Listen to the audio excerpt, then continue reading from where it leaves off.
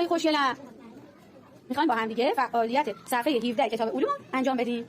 بچه‌ها ما به یه دونه شیشه، یه عود، یه کبریت و یه آبپاش احتیاج داریم. اینجا من انجام میدم، شما با دقت نگاه کنید. خب دو فعالیت شروع کنیم. وسایلی که لازم داشتیم گفتم یه دونه بطری شفاف، عود و یه آبپاش کن. داخل این بطری شفافمون دود درست می‌کنیم. ببینید الان پر دود میشه. نگاه کنید.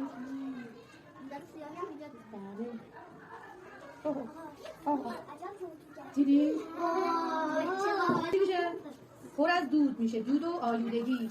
درسته؟ خب بچه ببینید چی دیدی؟ خب بچه هوای شهرمون هم همینطوره. چطوری آلوده میشه هوای شهرمون؟ آیات بگو به دخترم. آفرین. دیگه چی تمامیه جون؟ باری کلا بگو. آفرین. بگو سه تا جونم. آفرین. خب بگو. آفرین. باعث آلودگی میشه، درخت‌ها از بین میرن تازه. خب بگو سلین جون.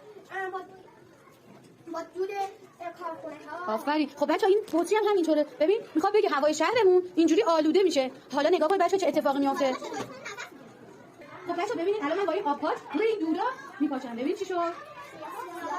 این سیاهی‌های آلودگی‌ها رو نگاه کنید. می‌بینید؟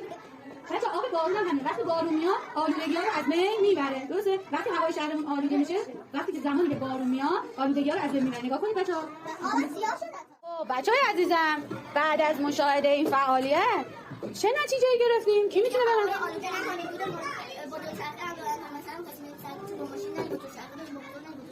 آفرین. آفرین. کارخونه‌ها رو دور از شهر بسازیم. آفرین. خوبه دیدی. بگو هیلا. خب بچه چه چیزی باعث میشه هوا پاک بشه؟ آفرین. بارون میاد هوا پاکیزه و تمیز میشه. آفرین بچه باری کلا. بچه هم باید کارخونه ها رو دور از شهر بسازیم. همین که گل و گیاه هم بیشتر بکاریم. درسته؟ چون هر چقدر گل و گیاه دور اطرافمون باشه، درخت داشته باشیم دور اطرافمون، هوای شهرمون تمیزتر و پاکیزه‌تر.